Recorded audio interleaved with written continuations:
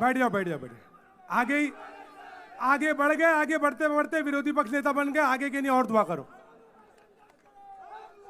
मंच पे बैठे हुए हमारे सभी कॉरपोरेटर, सभी नेतागण,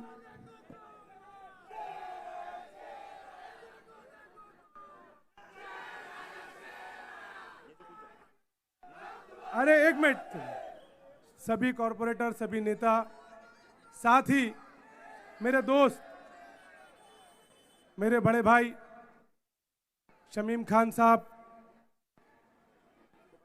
मेरे गुरु जिन्होंने राजनीति के अंदर 24 साल पहले मुझे चुना मुमरा में, सैयद अली भाई साहब, और साथ ही नहीं, जफर तो मेरा ट्रेन का साथी है, हम लोग की दुकान थी, बाकी सभी लोग मंच पे, और साथ ही हमारी वैशाली मैडम जो हमारी कैंडिडेट है। बड़े लोग आने वाले थे, बड़े देश के लीडर आने वाले थे, तो मैं बोला देश की राजनीति की बात हो रही है, हमारा क्या काम है, हम नीचे ही रहना चाहिए, क्योंकि सब लोग एक दूसरे से मिल रहे हैं और मिलना भी चाहिए, बड़े नेताओं का काम है। नीचे कार्यकर्ता लड़ता है, कोई पार्टी में नेता मिल जाते, ठीक है, सोल्जर नहीं मिलता। सोल्जर जो है वो बॉर्डर पे खड़े रहता है, तो हम लोग सोल्जर है, बॉर्डर पे खड़े, और बड़े नेता मिलते हैं, मिले, लेकिन एक ट्रेंड चालू है। शमीम भाई, आपने बोला, जब मेरे बड़े भाई ने कहा कि राज ठाकरे जी ने कलवा में आके ये सब बोला, यही बात है, उन्होंने कलवा में बोला, आप उनसे क्या उम्मीद करोगे? जो आदमी कड़वा बोलता है वो कड़वा ही बोलता है, जो आदमी नफरत की बात करता है वो नफरत ही करता है, जो मोहब्बत का पैगाम करता है, राहुल गांधी, वो मोहब्बत की बात करेगा।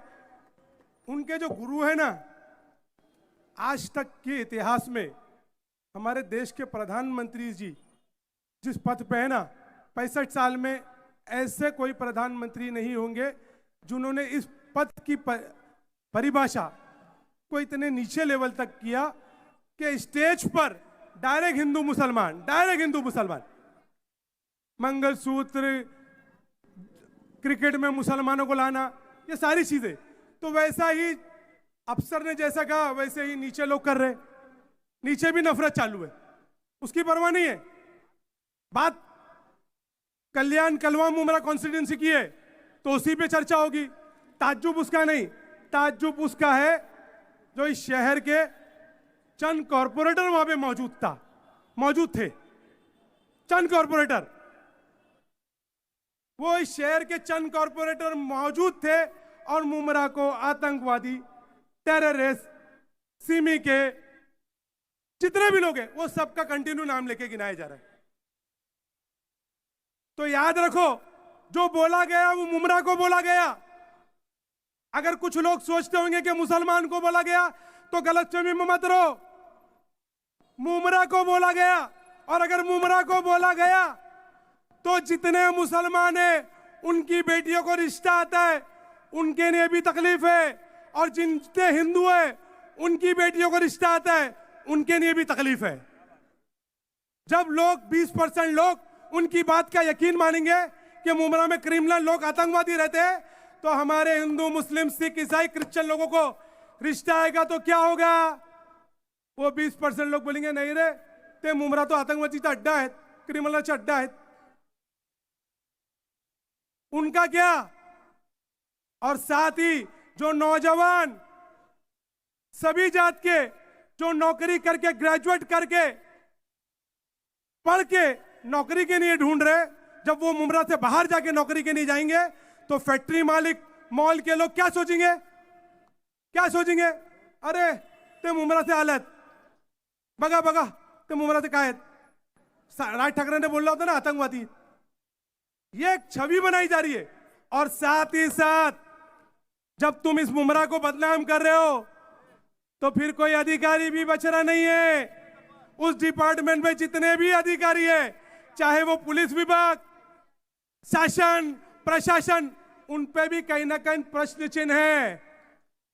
मुमरा पे नहीं कि तुम डिपार्टमेंट के लोग थे, तो आतंकवादी कहां से आ गए, टेररिस्ट कहां से आ गए, क्रिमिनल कहां से आ गए? ये काम जनता का नहीं है राज ठाकरे जी, डिपार्टमेंट का है क्राइम कंट्रोल करना, और सत्ता आपके बॉस की है, मोदी जी की। उन्हें बोलिए प्रशासन को चारों बाजू लॉक करे ताकि क्रिमिनल लोग मुमरा कलवा में ना आ सके। ये ध्यान रखिए। तो इसलिए वलगलाइए मत, वलगलाइए मत। कभी कहते फिलिस्तीन कहां, मुमरा कहां, फिलिस्तीन में कुछ कह रहे, मुमरा में हो रहा है। अरे भाई, इतिहास है, आज तक की फॉरेन पॉलिसी है, जितने भी प्रधानमंत्री आए हैं उन्होंने फिलिस्तीन का सपोर्ट किया। किसका? कि अरब लोगों की जमीन है, उन्हें मिलनी चाहिए। और बीजेपी के प्रधानमंत्री अटल बिहारी वाजपेयी जी ने कह दिया था कि ये अरबों की जमीन है, उन्हें उनकी जमीन मिलनी चाहिए। तो फिर ये समझिए कि फिलिस्तीन वाला मामला क्या है। और बात रही चैन की, मुमरा का, तो हमारा एक मामला है। हमारे नबी ने कहा है कि दुनिया में किसी भी मखलूक को, चाहे हिंदू मुसलमान हो, उनको तकलीफ हो, तुम्हें दर्द होना चाहिए, पड़ोसी को तकलीफ हो, तुम्हें दर्द हो। और हमारा रिश्ता जो है, वो हमारा रिश्ता तो ऐसा है कि दुनिया में जहां भी लोग ला इलाहा इल्लल्लाह वाले हैं, उनको तकलीफ होगी, मुमरा में तकलीफ होगी। क्यों? क्योंकि तेरा मेरा रिश्ता क्या, तेरा मेरा रिश्ता क्या, ये रिश्ता है। हमें तो इस्लाम ने पहले ही सिखा दिया, जिस देश में रहते हो उसकी सरपरस्ती करना चाहिए।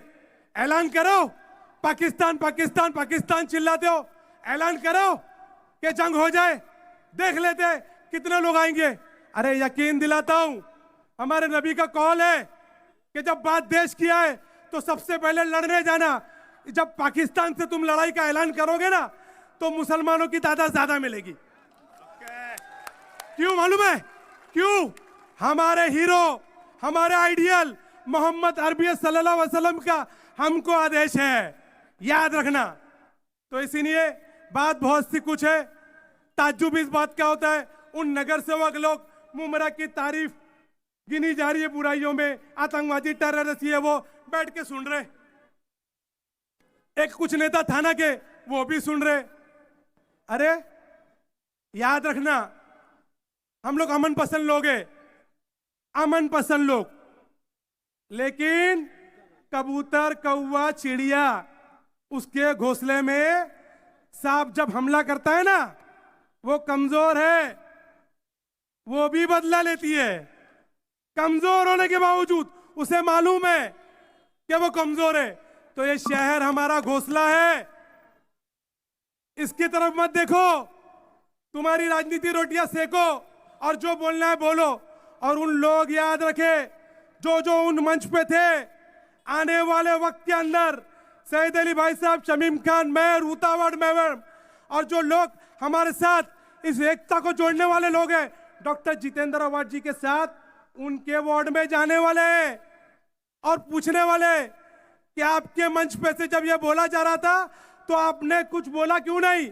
अच्छा ठीक है, आपने बोला नहीं, हो सकता है आपको मालूम नहीं राज ठाकरे जी क्या बोलेंगे, बाद में तो मालूम पड़ा ना, राजीनामा क्यों नहीं दिया?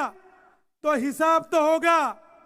और याद रखो, पहले जंगों में तोप, तलवार ये सब सीधा दी जाती थी, लेकिन डॉक्टर बाबा साहेब अम्बेडकर ने, अब जंग नहीं होती, तोप, तलवार ये सब की जरूरत नहीं। डॉक्टर बाबा साहेब अम्बेडकर ने हमको वोटिंग का हथियार दिया है, वोटिंग का। ये चेले चपाटे पैसे लेके आएंगे, इनके पैसे लो, खा जाओ, खा जाओ, और खा के इतनी भारी वोटों से वोटिंग करो कि इनको याद रखे, ताकि यह हमारे शहर के तरफ कभी उंगली उठा के नहीं दिखे। अस्सलाम वालेकुम, खुदा हाफिज, जय हिंद, जय महाराष्ट्र, जय भीम। खूब खूब आभार।